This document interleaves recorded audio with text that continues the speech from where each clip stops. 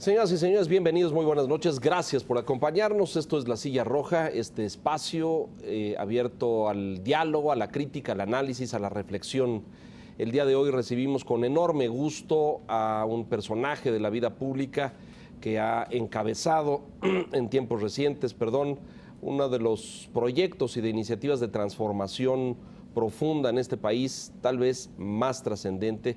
Me refiero al señor secretario de Educación, a quien le doy la bienvenida. Aurelio Nuño, bienvenido, muchas gracias. Muchas gracias, muchísimo, Leonardo. y gracias por estar aquí. Al contrario, muchas gracias por la Te invitación. agradezco mucho Encantado. abrir el espacio y dedicarnos el tiempo. Encantado. Los tiempos no han sido fáciles, las semanas han sido complicadas y lograr esto fue un esfuerzo, pero te agradezco mucho que estés con nosotros. No, Muchas pues gracias. encantado. Señor Mota, bienvenido. Leo. Muchas gracias. Hola, Aurelio. Carlos, ¿cómo estás? A ver, hay mucho que revisar y mucho que recorrer. En días recientes hemos visto una expresión social de rechazo a los bloqueos, a los plantones, a la movilización, y permea una percepción de que la administración o el gobierno tiene una ventanilla abierta donde se les escucha y donde se les negocia, donde hay un diálogo, que se pretende construir un diálogo, y por el otro lado, una Secretaría de Educación donde se sostiene decididamente, avanzamos con la reforma, vamos adelante, no nos detenemos, no hay negociación en términos del contenido de la reforma, y vemos como estas dos rutas paralelas. ¿Cuál es tu lectura o qué decirle a la sociedad? Decir, bueno, están abiertas, pero ¿se va a definir o se va a resolver esto? ¿En qué sentido? Sí, Leonardo.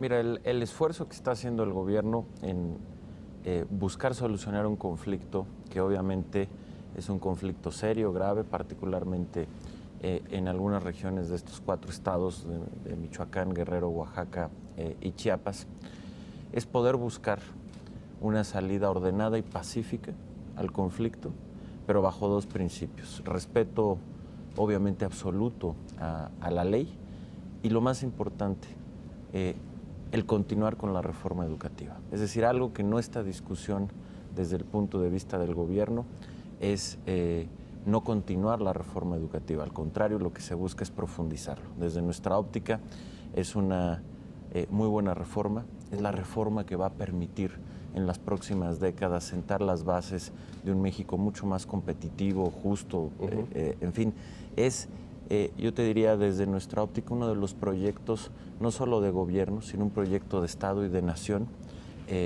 fundamental para el país, y en ese sentido una coyuntura o un conflicto, por más complicado y agudo que sea, no puede poner en juego la reforma. Sin embargo, obviamente lo que se ha buscado es cómo encontrar salidas que permitan resolver el conflicto, reitero, de una manera ordenada y pacífica. Y entiendo perfectamente la desesperación, el enojo, la indignación de todas las personas que han sido afectadas por este conflicto. Ha habido víctimas, son terceros. Me parece que un tema muy grave han sido los niños y las niñas que han pagado el que exista este conflicto. Me parece que eso no se vale, no debe de suceder. Más allá de los diferendos que se puedan tener, creo que esta actitud de dejar a los niños sin clases es algo muy serio, muy grave. No pueden ser ellos, que son la razón de ser de un sistema educativo, quienes paguen los platos rotos de esta situación. Y me parece que en ese sentido, y más ahora que se acerca el ciclo, el regreso a clases, yo espero que la coordinadora entienda y tenga la sensibilidad de que más allá de sus posturas y de sus conflictos no pueden ser los niños los que paguen estos platos rotos, y tampoco el resto de la sociedad. Me parece que en ese sentido de verdad entiendo muy bien esa indignación, pero también está en nuestra responsabilidad hacer el máximo esfuerzo, lo más que podamos, para que este conflicto se pueda resolver de manera ordenada y pacífica. Se ve irreconciliable, ¿no? Es decir, porque la postura de ellos es irrenunciable, es decir, no queremos, no aceptamos, no evaluación, no reforma. Ellos plantean como la única forma en que se puede resolver esto es echando para atrás la reforma, ¿no? Lo han dicho una y otra vez. Y eso, pues, es inaceptable, ¿no? Así es. No veo puntos donde o terreno donde se pueda construir una solución. A mí me preocuparía conocer en este contexto de lo que estás diciendo, Leonardo, ¿qué fue lo que, en tu opinión, llevó a esta circunstancia de los últimos 2-3 meses? Porque la reforma tiene vigencia desde hace ya más de 2 años, entiendo, y pues vimos el año pasado, sí, algunos exabruptos y problemas en estas entidades federativas, pero no como lo hemos visto en este verano, finales del ciclo escolar pasado y en este verano. ¿Qué ocurrió a lo largo de enero, febrero, marzo? ¿Qué fue lo que, en tu opinión, nos llevó a esta situación? Bueno, lo que detona es, a partir del 15 de mayo, la coordinadora decide hacer un paro indefinido de labores en contra de la reforma, después de haber hecho los primeros procesos de evaluación. Es decir, si bien la reforma está aprobada desde el 2013, realmente la implementación de la reforma, por todo lo que se tuvo que preparar previamente, es más reciente. Tuvimos el primer proceso de evaluación en noviembre del año pasado, en el que participó más del 90% de los maestros convocados, pero en estos estados hubo resistencias fuertes. Recordarán que para garantizar el derecho de los maestros a evaluarse, la policía tuvo que evitar que grupos de la coordinadora impidieran que maestros de estos estados se evaluaran. Y en ese contexto deciden hacer un paro indefinido a partir del 15 de mayo. Desde el primer momento, porque después parece que se ha distorsionado, la respuesta que les dimos fue: claro que sí, podemos platicar, podemos tener un diálogo de qué es lo que no les parece de la reforma, pero regresen a clases, regresando a este tema, porque no pueden ser los niños los que estén pagando este desacuerdo. Y segundo, que es ahorita lo que decía Leonardo, podemos hablar todo lo que quieran sobre la reforma, pero finalmente la reforma está en la Constitución, está en la ley. No podemos, es decir, se tiene que aceptar que eso es una realidad. Y ellos jamás aceptaron esta postura y se fueron radicalizando. Después de los eventos muy tristes, muy desafortunados de Nochixtlán, en donde, bueno, conocemos lo que sucedió, hay una posición aún más radical, ¿no? Si bien todo indica que esto está más ajeno al tema magisterial, en fin. Esta semana que terminó, la Procuraduría y la Cámara presentaron la comisión investigadora y hay presencia. No nos han dicho cuáles son los grupos, pero hay grupos externos no directamente relacionados al magisterio. Hacia allá parece que apunta la investigación. Pero bueno, después de esto hay una radicalización y entonces es a partir de ese momento que, en aras de buscar una salida, de distender algo que se había, que llevó una gran tensión, es que la Secretaría de Gobernación, me parece de manera muy adecuada, pues ofrece un primer diálogo para distender la situación política, a platicar de estos bloqueos, cómo se pudieran ir distendiendo, y a partir de ahí pues tener un diálogo con la educación, etcétera, de qué es lo que se pudiera hacer. Desafortunadamente, yo espero que esto no sea así, pero pues hay una posición efectivamente muy, te diría, pues muy efectivamente muy radical, en términos de que o se deroga la reforma o no hay, o se ve difícil cuáles pueden ser los puntos de acuerdo. Y desde nuestro punto de vista, la reforma no se debe ni se puede derogar. Además de que no es un tema que está en nuestras facultades, obviamente, pero al margen no estamos de acuerdo. Creemos que es una muy buena reforma. Entonces, aún así, pues están haciendo todos los esfuerzos posibles para encontrar al menos puntos que nos permitan distender, que se quiten finalmente los bloqueos, que ahora el 22 que regresamos a clases, regresen a clases.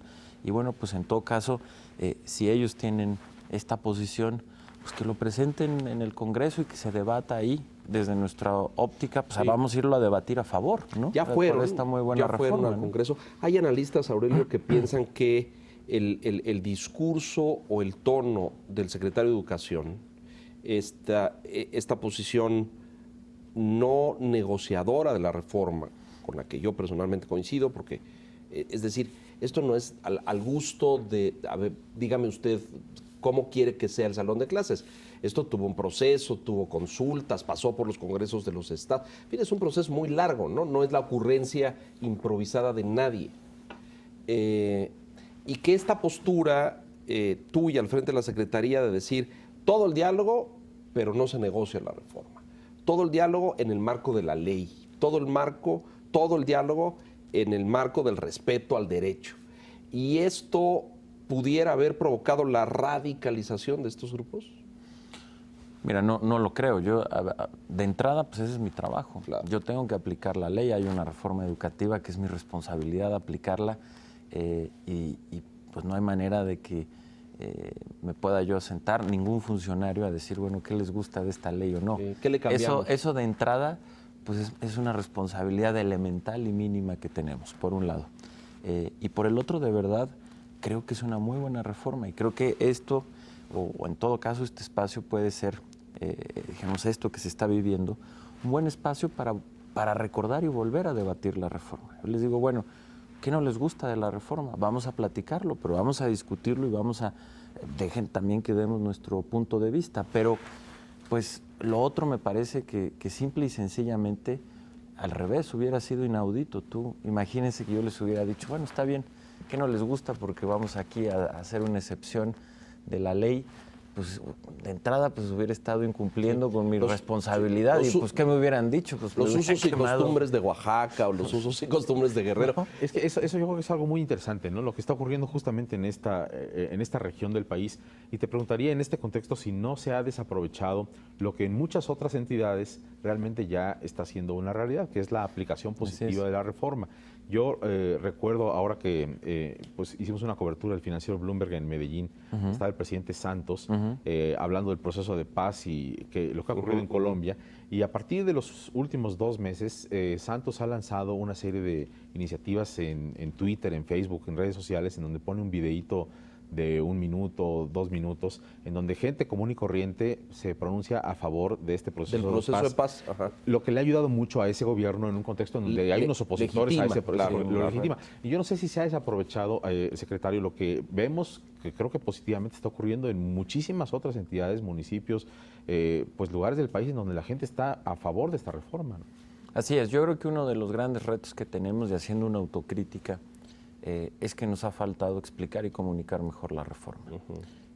Particularmente en estas zonas en donde, por ejemplo, hay cosas que sé que muchos maestros les preocupan y que no son ciertas, como que si reprueban la evaluación van a perder su empleo y no conocen a lo mejor todo el proceso, claro. Y que está hecho para capacitarlos, para ayudarlos y no para correrlos. Se les ha dicho, por ejemplo, a los padres de familia que los libros de texto gratuitos ahora van a costar. Lo cual es falso, entonces también los preocupó y de alguna manera pues dijeron, pues sí, esta reforma no es buena. Entonces estamos en eso. Yo estoy convencido de que requerimos explicarlo mejor, estar por supuesto dando el debate en programas como este, estar en los medios de comunicación, tener campañas de todo tipo, ser más agresivos en las redes, salir a explicar, mostrar, como tú dices, Carlos, lo que ya está pasando en otros lugares, cuáles son los beneficios, incluidos pues, la gran cantidad de maestros que ya se evaluaron, muchos de ellos que tuvieron una calificación destacada y entonces ya tuvieron un incremento salarial, que es lo que sucede con los maestros que obtienen una calificación destacada. Estabas, no sé si sigas, pero cada lunes o cada semana. Cada lunes voy a las escuelas. A las escuelas, ¿no? sí. Cada lunes voy a las escuelas y siempre en esa visita después me junto con los maestros de la escuela y tenemos una reunión, un diálogo, abierta, un diálogo, y ahí voy aclarando, pero bueno, creo que hay que redoblar el esfuerzo porque sin duda ha sido parte de lo que ha generado en algunos sectores, pues me parece que sí, dudas, tal vez hasta un mal ambiente hacia una reforma que genuinamente me parece que cuando se entiende, pues es bastante razonable. Lo que propone y lo que pretende, ¿no? Así es. En lo político, secretario, cuando analizamos el tema político, y me da la impresión de que este gobierno y la postura de esta administración cambia, por eso para ellos ha resultado tan incomprensible, porque esos caminos de diálogo alterno, de negociación, existían en el pasado. ¿no? Es decir, no me gusta esto y entonces los recibían y les daban 2,000 plazas más y unas prebendas y además de cantidades de dinero significativas y 2 deportivos y no importa que falten, no les voy a descontar. Es decir, esos eran los códigos sobre los que esos movimientos crecieron por décadas. Y de repente esta administración cambia esas condiciones y dice, a ver, aquí hay un marco jurídico, lo vamos a respetar porque queremos cambiar la educación, no podemos seguir educando como educábamos. Y ellos se sienten totalmente, bueno, pues lo que funcionaba era el bloqueo, el plantón, la presión, montarse ahí frente al edificio de la Secretaría, en la plaza, eso es lo que funcionó durante muchos años. Y hoy ya no funciona. Entonces, no saben qué hacer, no saben por dónde o cómo o qué hacer. Y están en la lógica, me parece, y por eso quiero tu lectura y tu perspectiva política de esto, están en la lógica de agotar en ese sentido todo. Y me parece que han rebasado las líneas de la beligerancia. Hoy destruyen inmuebles, queman cosas. El Congreso de Michoacán le dieron la torre. El trato a los maestros en Chiapas, la humillación pública, el trasquilarlos, fue, bueno, es una escena casi de la persecución a los judíos de la Segunda Guerra Mundial, ¿no? O sea, llegamos a expresiones sociales verdaderamente preocupantes, ¿no? ¿Cómo detenemos a esta serie de personas? Yo a veces les digo más fuerte y más duro, pero luego la gente me dice que soy un intolerante, pero a mí me parecen muchos unos bandidos, ¿no? Una gente que ha rebasado, porque podemos tener un diálogo y podemos tener desacuerdo, pero o sea, atentar contra la dignidad de la persona me parece ya sin gravísimo, consecuencias, ¿no? muchas veces. Bueno, sin consecuencia alguna. Un juez este viernes acaba de decretar la libertad del señor Núñez y del señor Villalobos para que sigan en libertad la continuidad de sus procesos. La autoridad, la Procuraduría, etcétera, habían detenido o han encarcelado a 8 líderes, si no me equivoco, y estos eran los últimos 2 que quedaban, fueron liberados hace unas horas. Yo no digo que tengan que seguir en la cárcel o no, pero si la señal allá afuera, es decir, van a violar la ley, van a cometer delito y no hay sanción, no va a haber nada que los detenga. Sí, ahora, sobre este tema en específico, y es un tema del orden judicial y ahí yo seré quiero ser muy cuidadoso, pero sí es importante ahorita señalar lo que decías, porque tampoco se debe de confundir.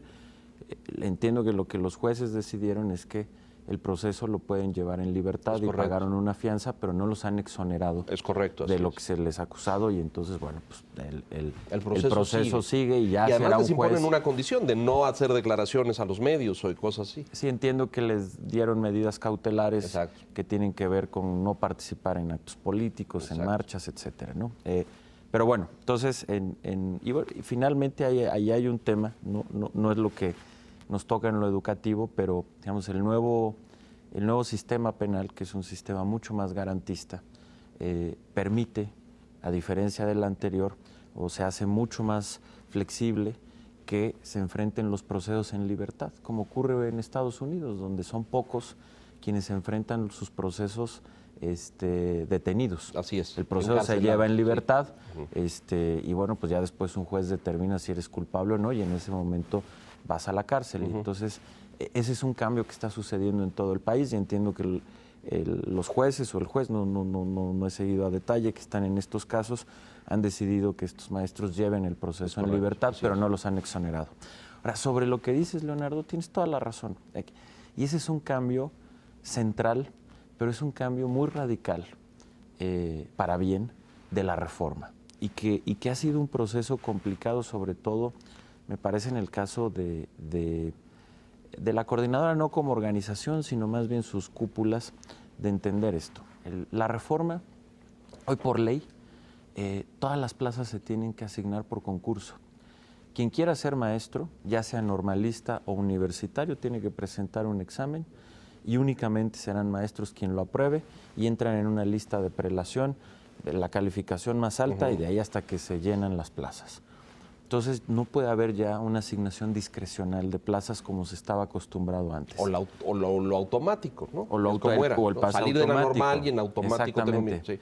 Segundo, si uno hoy quiere ser director, pues tiene que concursar la plaza. quiere ser supervisor, tiene que concursar la plaza.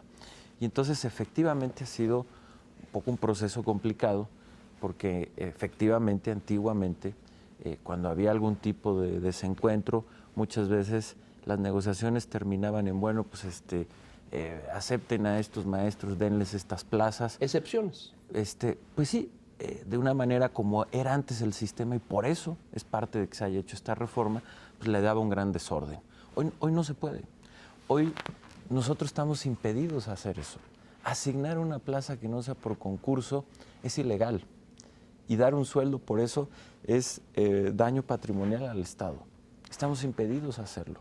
Todo se tiene que concursar. Entonces, bueno, pues si quieren el X número de maestros que concursen y que hagan su examen. Proceso, y si obtienen una buena calificación, pues tendrán su plaza, y si no, no.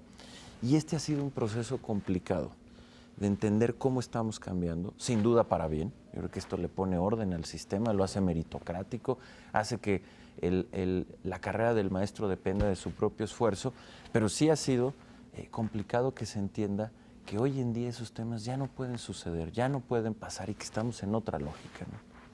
Da la impresión que ha habido muchos críticos ahí afuera que señalan que el gobierno tiene una ambivalencia o un discurso doble. Esta postura legal de apego a derecho, de defensa de la reforma y los principios, y en gobernación una puerta de negociación y de diálogo político. La sociedad ignora qué se negocia y qué se trata ahí. No nos lo han dicho, no sabemos. Sí deduzco que ellos ejercen presión de decir que les den plazas, que les den dinero, porque esa es la lógica que se ha manejado muchos años.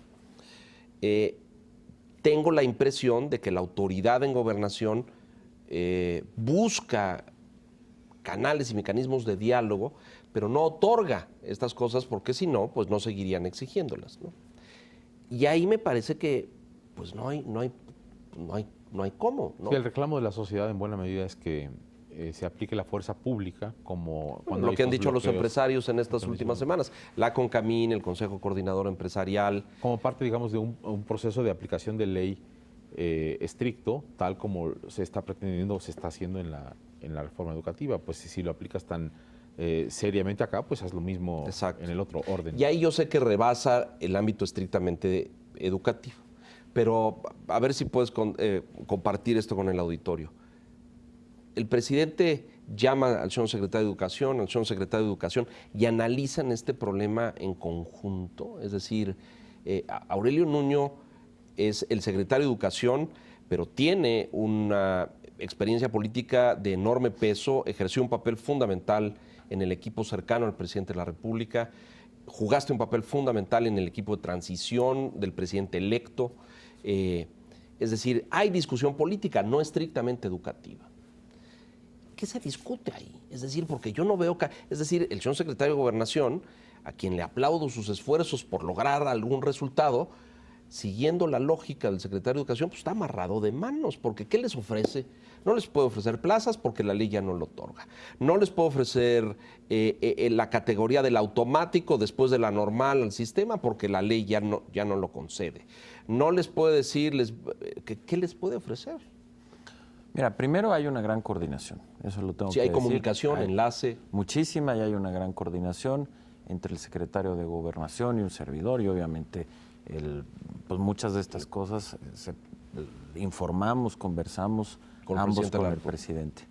Déjame, yo diría el primer tema, y entiendo, lo que se ha buscado hasta el último momento, y entendiendo el otro lado, como el reclamo, pero siendo un problema serio, se está buscando y se está haciendo hasta el último esfuerzo para que se pueda resolver de manera ordenada y pacífica, y que no se tenga que usar la fuerza pública. Obviamente, pues hay límites para todo, y por eso esperamos que haya, que se puedan abrir estos vehículos y que esta cerrazón que hasta ahorita se ha tenido pueda cambiar. Y eventualmente ojalá suceda, y que debe de suceder pronto. Muchos piensan que esos límites ya se rebasaron.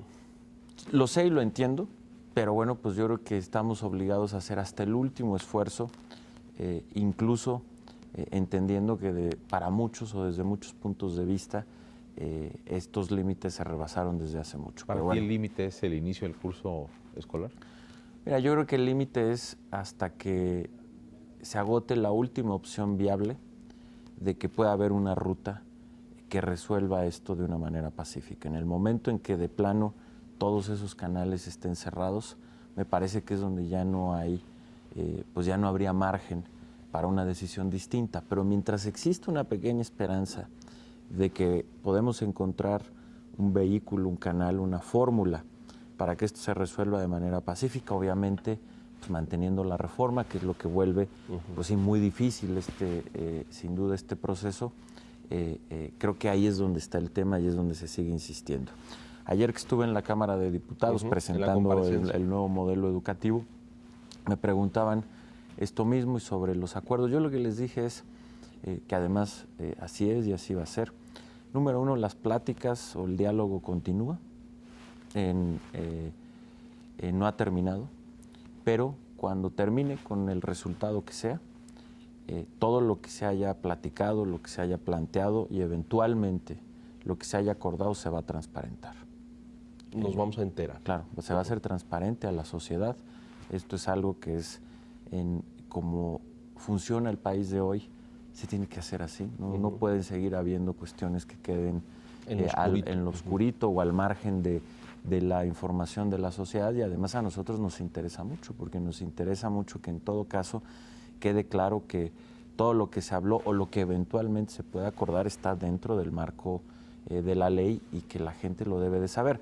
Porque hasta que termine, creo que esto también es razonable, pues mientras uno está en un proceso de diálogo, pues bueno, también no se pueden adelantar cosas. Claro, Tiene que ser cuando termine, cuando esto haya concluido, pero será totalmente transparente. Yo espero que se pueda llegar a una solución ya muy pronto, porque de verdad sí también entiendo la desesperación de quienes han sufrido estos bloqueos. Bueno. Y antes se pensaba que era solamente el alto empresariado, como decía el empresariado del cuello blanco, pero ya hay el comercio, el pequeño hotel, el pequeño restaurante en Oaxaca, en Chiapas, que se han visto muy afectados. El empresario y los trabajadores. Sí, bueno. O sea, mucha gente que... Vamos a hacer una pausa, secretario, si nos permite. Y yo quisiera cerrar la parte política para entrarle a lo educativo, que es lo que nos apasiona y lo que realmente es el eje de toda esta problemática. Pero el señor de Chiapas, de la coordinadora, anunció a finales de esta semana que ellos el 22 no iban a clases. Ya lo amenazó, ya lanzó como la advertencia, un instrumento de presión. Hemos visto cómo en este mosaico de la coordinadora, a lo mejor los que se han radicalizado más son los de Chiapas, cuando estábamos acostumbrados a que la 22 de Oaxaca era la que llevaba ese estandarte. Ahora vemos a Chiapas mucho más beligerante. ¿Qué acciones tomará la Secretaría en caso de que el inicio de cursos no se cumpla como marca la ley? Bueno, primero, reiterar que de verdad, y es un llamado permanente a estos líderes de la coordinadora, que no sacrifiquen a los niños. O sea, verdaderamente no puede haber ningún conflicto que le ponga pausa a la educación de los niños y de las niñas. Ellos son maestros, ellos tienen hijos. De verdad no podemos dejar a los niños sin clases. Yo de verdad espero que no pueda haber esa cerrazón, que se entienda que incluso podemos seguir discutiendo algunos temas, pero que los niños tienen que estar en la escuela, no pueden pagar. O sea, verdaderamente yo no puedo entender cómo se puede permitir o cómo ellos pretendan dejar a los niños sin clases. Ahora, ¿qué hacer? Lo que nos toca, que es aplicar la ley. El faltar de manera injustificada, pues son descuentos claro. Y después bajas. No nos queda de otra. Nosotros tenemos que aplicar la ley. Ahorita que me preguntabas que si mi discurso era muy intolerante, a ver, lo digo con toda tranquilidad, pero pues esa es la ley. Sí, o nos apegamos a derecho o claro, no hay en qué. Y no nos queda de otra. Si un maestro falta de una manera injustificada, como sería un caso como estos, y está dejando a unos niños sin clases, no empezar el curso escolar, bueno, pues la ley dice que la primera falta injustificada es un descuento, la segunda también, la tercera también, y a la cuarta da baja, ¿no? Ahora, ese proceso es largo, Sí, es no muy es largo, en automático, es muy largo. hay que notificar, Es muy largo. es muy largo. Y de entrada no hay clases. ¿Cómo sustituyes eso? Es decir... No hay forma. No hay forma. No hay forma porque tú no puedes, o sea, hasta que no hay todo un proceso en el que eventualmente... Se le notifica, se le da de baja, Exactamente. lo sustituye. Es decir, todo eso se tiene que cumplir reglamentariamente para que tú puedas poner Así un es. suplente en ese salón de Así clases. es. Y por eso también el llamado a los maestros. Mira, muchas veces los maestros quieren ir a dar clases. Sí, pero el movimiento no se los permite. Así es, y le cierran las escuelas. Pues que hagamos un esfuerzo, si es que esto sucede. Yo de verdad espero que en este aspecto haya una conciencia de que no se puede sacrificar lo elemental y para lo que son la razón de ser. Pero de ser así, pues de que los maestros vayan, demos clases, porque no vamos... no podemos dejar a los niños así. Y vendrán las sanciones, pero efectivamente en lo que suceden, en lo que puedes hacer los Vamos a tener reemplazos de niños en maestros, clase, sí. pues de todas formas vamos a dejar a los niños, pues no sé, sin 2 meses sin clases, ¿no? Creo que tienes que ir a pausa, pero yo quería preguntar, quizá después nos puedes responder, tú dirás, Leo, si la sociedad está de tu lado, si la sociedad está del lado de la reforma, porque de pronto vemos o escuchamos o leemos que hay grupos, como por ejemplo los empresarios, que estaban notoriamente a favor de esto y ahora en esta desesperación de lo que hablábamos hace minutos, pues pareciera que... Han cambiado su postura. No sé si la cambiaron o simplemente ya no están tan en este soporte que dieron quizá antes. Retomemos con eso, si les Claro. parece bien, hacemos una pausa y volvemos enseguida en este diálogo con el señor secretario de Educación, Aurelio Nuño. Volvemos.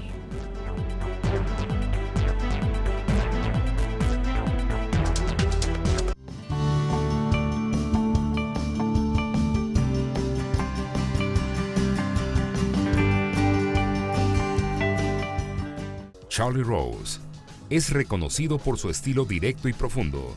Solo él tiene a los invitados más aclamados del momento. Charlie Rose. Lunes a viernes, 11:30 de la noche. El financiero Bloomberg. Power Business.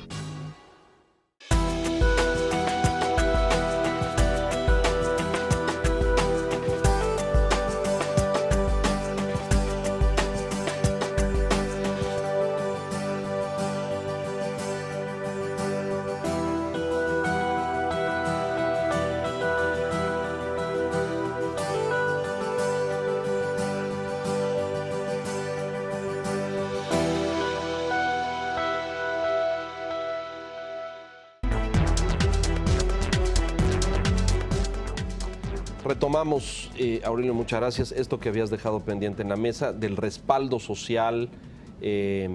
Muchos pensamos que han faltado voces en la sociedad de decir, estamos a favor de la reforma, hay que cambiar la educación en este país. Pero mucha gente es un- sí se manifestó a favor, ¿no? Pero yo creo que esto que tú decías De pronto parece que de se Colombia, por ejemplo, que es un ejemplo muy ilustrativo, me parece, ¿no? De testimonios de gente que sale y dice, yo estoy a favor del proceso de paz y adelante con el proceso de paz. Aquí me ha faltado, así como tenemos todos estos beligerantes en el sur, bueno, que salieran maestros de otras partes de la República a decir, yo ya me evalué y vamos adelante y sí se puede y nadie me quitó mi plaza, nadie me quitó mi sueldo, no perdí mi empleo, al contrario me van a dar un curso de capacitación.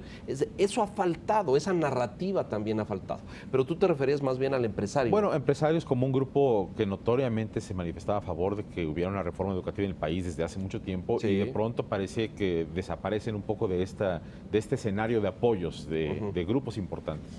Yo creo que por eso es muy importante poder diferenciar lo que dice la reforma, la esencia de la reforma, respecto a las consecuencias muy negativas que ha tenido este conflicto, sobre todo en estos estados para los empresarios, por ejemplo, ¿no?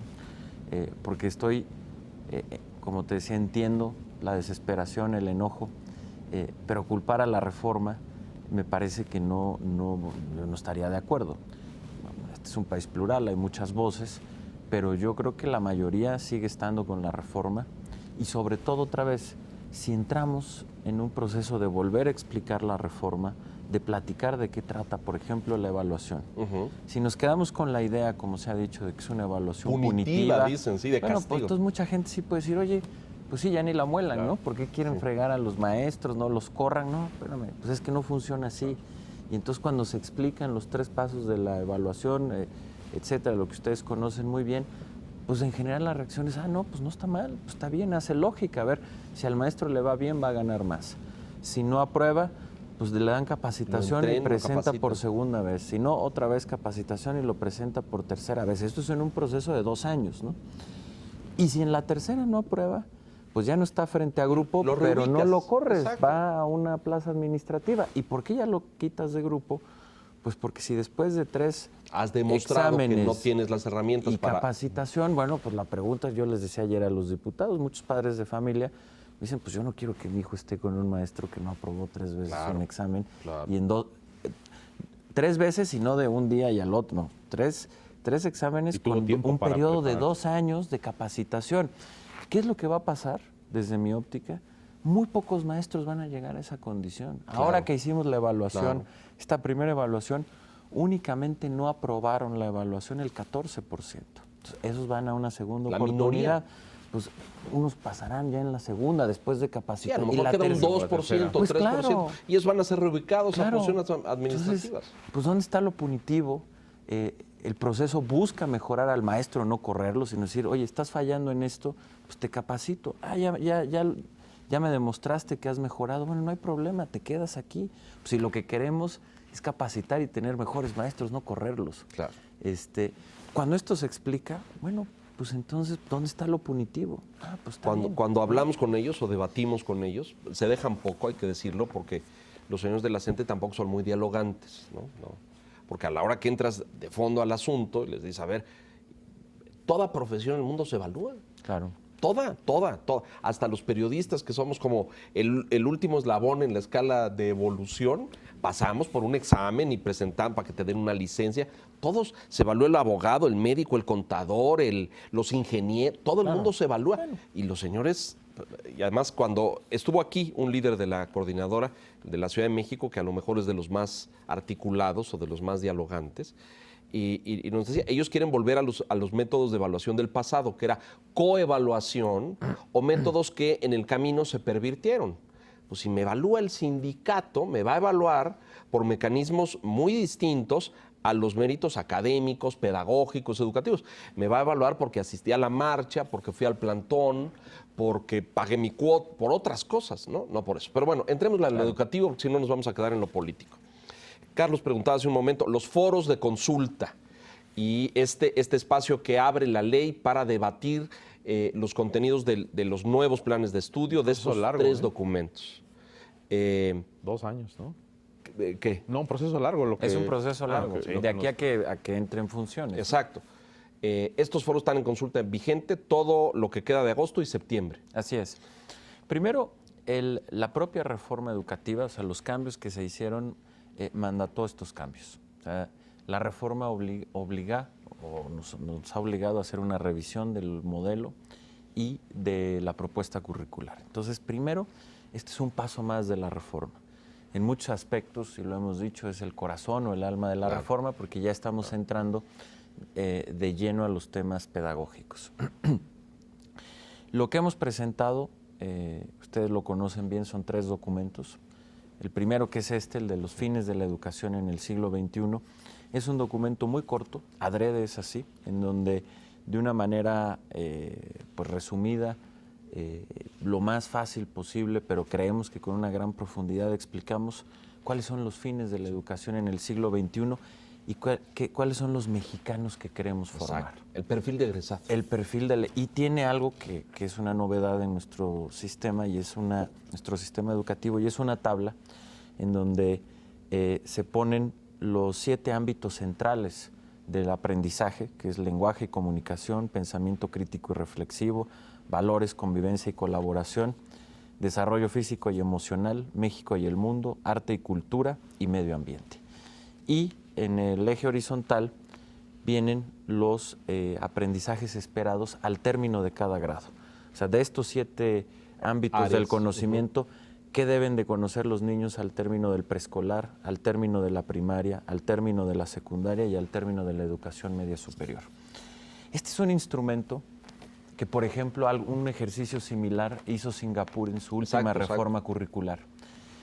Y lo que queremos es que esto sea una guía, sea un faro, sea un norte que sea accesible a los padres de familia, a los maestros, a la sociedad en general, para que todos tengamos muy claro cuál es el mexicano que queremos formar y qué es lo que los niños y jóvenes tienen que estar aprendiendo al término de cada grado, ¿no? A partir de los 7 ejes centrales del aprendizaje.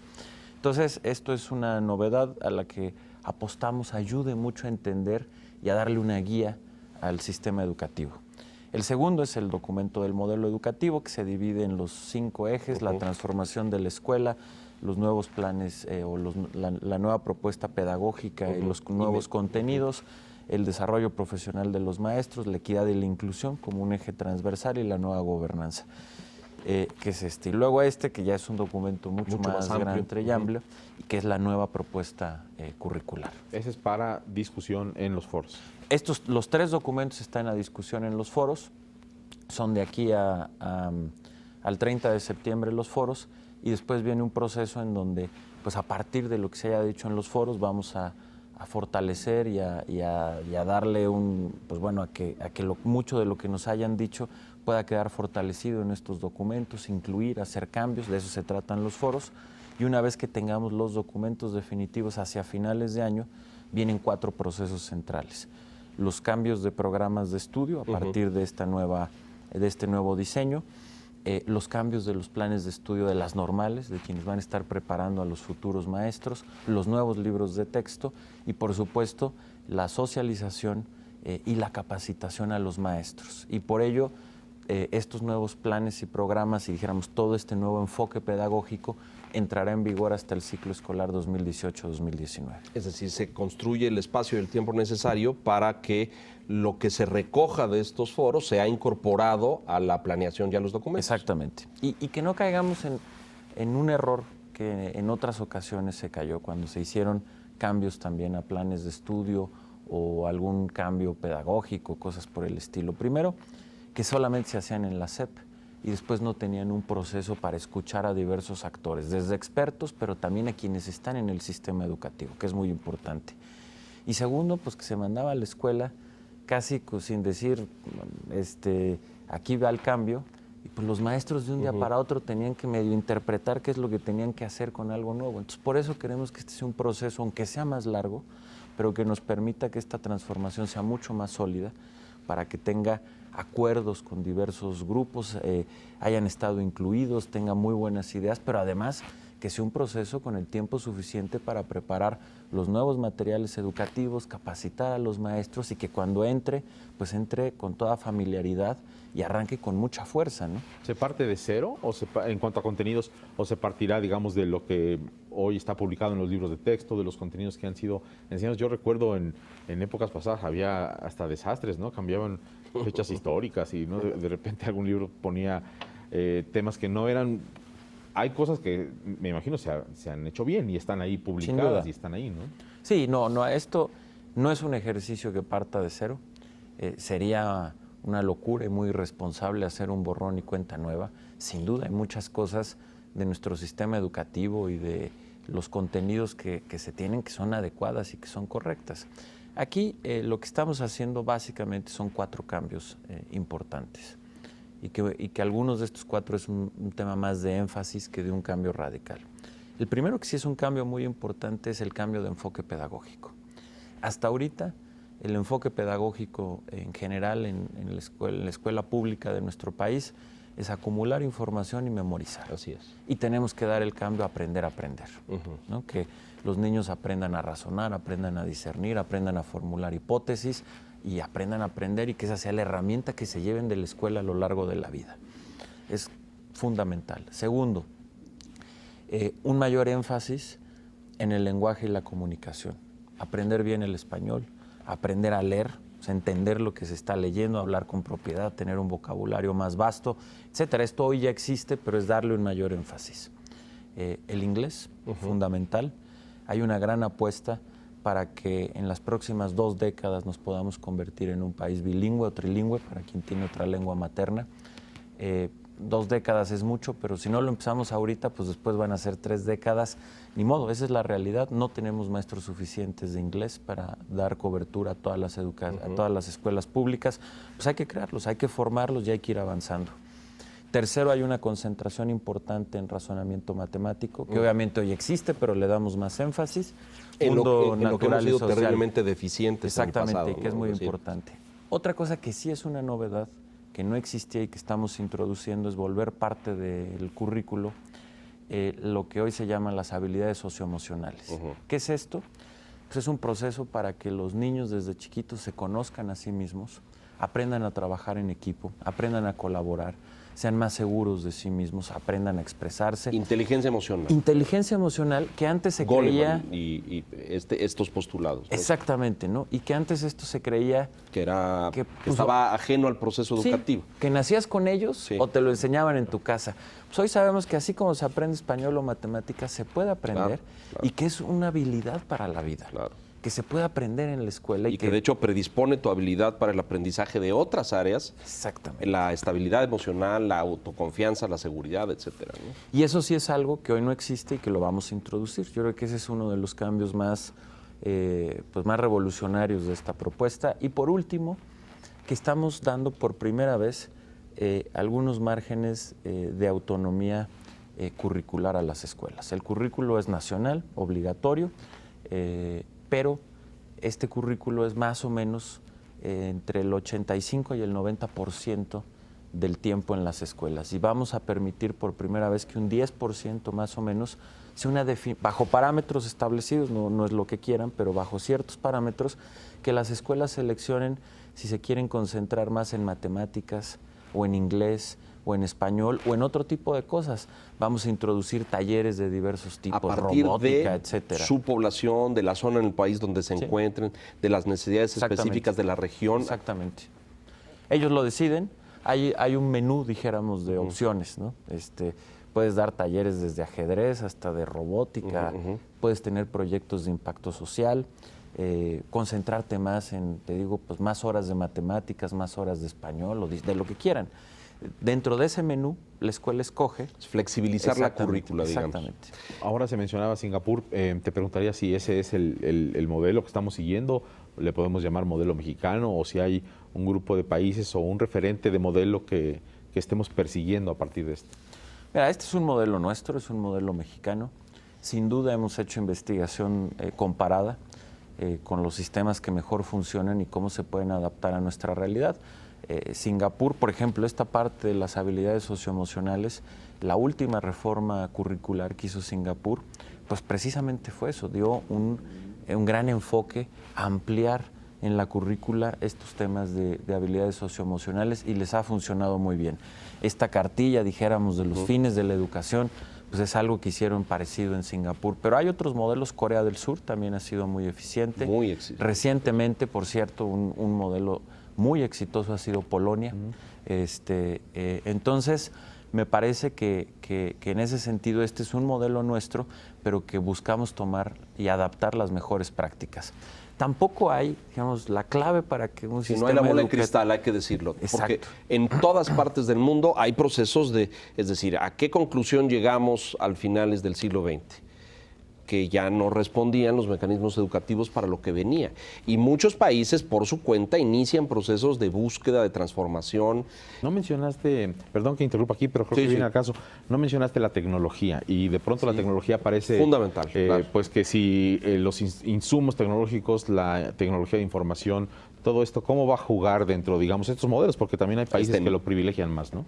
Sin duda. Ahora, el tema, Carlos, y qué bueno que me lo preguntas, de la tecnología, hay que verlo, dijéramos, con mucho cuidado, porque lo que no nos puede pasar, y de alguna manera era lo que nos estaba pasando, es simplemente llevar dispositivos, aparatos a las escuelas. Digo, tiene una ventaja, pues ahí está, y el niño se familiariza desde chiquito con el aparato, y eso ya es una ventaja. Y antes no había y ahora ya hay, ¿no? Exacto, pero para que realmente funcione es un proceso más complejo y eso ha pasado en todo el mundo. Digamos, la evidencia que se tiene hasta ahorita es que el aparato, por el simple hecho de ponérselo en la mano al niño, O sea, ayuda a que lo conozca, pero no necesariamente tiene un impacto positivo en el proceso educativo.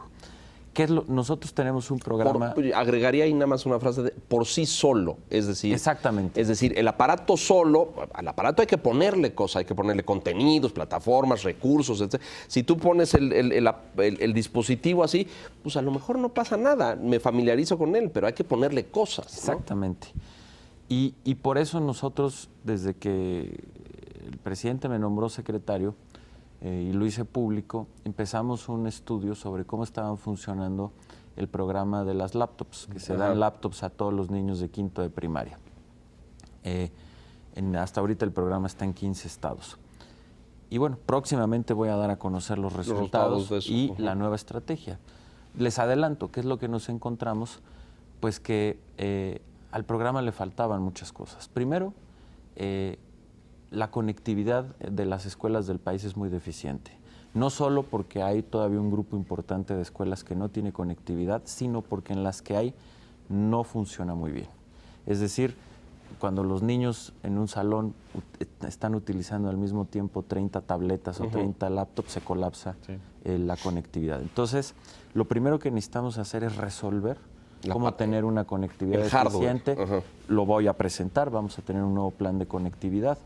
En fin. Segundo, la capacitación a los maestros. Claro, Muchos fundamental. maestros no saben utilizar. No, y de hecho, más allá, secretario, hay resistencia. Claro, no, pues si no lo conocen. Un cambio. Y entonces, pues a lo mejor ahí están las laptops, pero si el maestro no tiene la capacitación para usarla, prefiere no utilizarse. Claro. Y entonces termina siendo más un juguete que un tema en el aula. Tercero, cómo se compagina con lo mismo, con los planes de estudio. Es decir, porque aquí esta lógica en la que, bueno, vamos a la clase de computación, pues hoy es distinto. Más bien, vamos a una clase en donde de hecho vamos a ver superado, matemáticas, vamos a ver biología, pero utilizando estos dispositivos, y así el niño sabe utilizar las tecnologías de la información, pero aprendiendo, ¿no? Entonces, vamos a hacer todo un replanteamiento justamente en ese sentido. El abordaje tecnológico merece todo este postulado y no hay algo más viejo hoy en día que un laboratorio de cómputo, ¿no? Es decir, tú ya así, no... tal cual, pues. Sí. Programar. ¿Por qué? Porque vivimos en una atmósfera digital. Las escuelas mexicanas tendrían que vivir en una atmósfera digital. Claro, eso no es fácil. Porque hay que resolver la conectividad, Claro. hay que resolver un montón de cosas antes de entrar al tema de, ahora ya en la atmósfera digital, ahora qué contenidos, ahora qué hacemos. Pero hay una parte previa que hay que resolver, a esta que te refieres, Claro, ¿no? y la parte presupuestal. Que no es Y sencilla. más en momentos que entendemos son complicados, ¿no? Entonces, ha sido un diseño, prácticamente lo tenemos listo. Espero que lo podamos estar presentando próximamente. Estaremos pendientes. Estamos en la recta final. Yo podría seguir en esto las siguientes 4 horas, secretario. Lo y sé, Leonardo. sería un abuso a tu tiempo y a la pues yo generosidad que nos encantado. brindas, pero hay tanto que discutir en materia educativa. Yo quisiera que pudiéramos ir un poco concluyendo. ¿Qué va a tomar esto? ¿5, 10, 15 años? ¿Una generación? ¿Qué piensan? Mira, obviamente la implementación pues, va avanzando y va siendo gradual. Ahorita pues ya hay un proceso, por ejemplo. Pues, La evaluación prácticamente está instalada. Ahí va en caminando y Ujú. entonces pues eso ya es un cambio importante. Pero, por ejemplo, en países que han tenido un cambio exitoso a partir de ciertas reformas, pues han tardado al menos 8 años, 10 años en que el nuevo modelo educativo y esa transformación funcione ya de manera regular. Pero y luego es muy cotidiana. notorio, ¿no? Porque parece que se Así abre es. como... Bueno, Corea del Sur de una es un manera muy brinco impresionante, así ¿no? brutal, ¿no? Es decir... Polonia. Y Polonia, ahora que, Polonia. que recientemente, dijéramos, uno de los grandes casos de éxito, por lo que entiendo, conozco del tema, hicieron un conjunto de reformas y más o menos a los 7, 8 años empezaron a dar resultados espectaculares. O sea, hay un momento en donde, Florece. claro, pues ya se vuelve parte de lo cotidiano Porque y se da un claro, boom, ¿no? Así es. Pues yo creo que es lo que hay Por que ahí es esperar el aquí. cálculo. Yo me sumaría, digamos, en esta recta final a decir, yo creo que es necesario, lo hablamos ya en este programa, y me sumaría que la sociedad toda tiene que respaldar esta reforma educativa, ¿no? Se necesitan aliados en cientos de miles, en millones de estos aliados, y creo que es uno de los temas fundamentales a lo largo de muchos años, quizá 5 o 10 años, en donde aliados todos tenemos que darle soporte a este gran cambio que se está Totalmente. materializando en el país. Esa legitimidad que ya tuvo la reforma en un primer momento no tiene que bajar en este otro momento, digamos, un poco oscuro, esta noche oscura que de pronto vive la circunstancia por el conflicto magisterial, ¿no? Vamos a acabar, Aurelio, y no quiero cerrar sin encantado. Abordar estos puntos, porque en el debate del país, que estamos entrando a la segunda mitad de la administración, Al último tercio. Al último tercio ya, y hoy ya están presentes otros temas políticos, partidistas, de sucesión, de un montón de cosas, ¿no? ¿Está en tu horizonte, en tu mira, y seguir en una carrera de servidor público con un camino hacia la presidencia de la República? Mira, para mí el servicio público es una pasión y la política también. Me encanta mi trabajo, me encanta lo que hago. La educación es una gran pasión y más ahora que la vivo, la vibro. Entonces, pues yo te diría que a mí me encantaría poder hacer y continuar una carrera en el servicio público y en la política. Ahora, quienes estamos en esto tenemos que tener muy claro que es una carrera pues de entrada y salida. No es permanente, no es para toda la vida y que es muy circunstancial. Hay quienes han podido tener carreras muy largas, hay quienes han tenido carreras muy cortas y que pues así es, finalmente ya Maquiavelo lo decía, la fortuna. Y pues querer manejar la fortuna está fuera de nuestras manos. Y hay veces que puedes tener buena fortuna o no. ¿Qué me gustaría a mí? Sin duda poder continuar hacer una carrera en el servicio público, en la política, es mi pasión.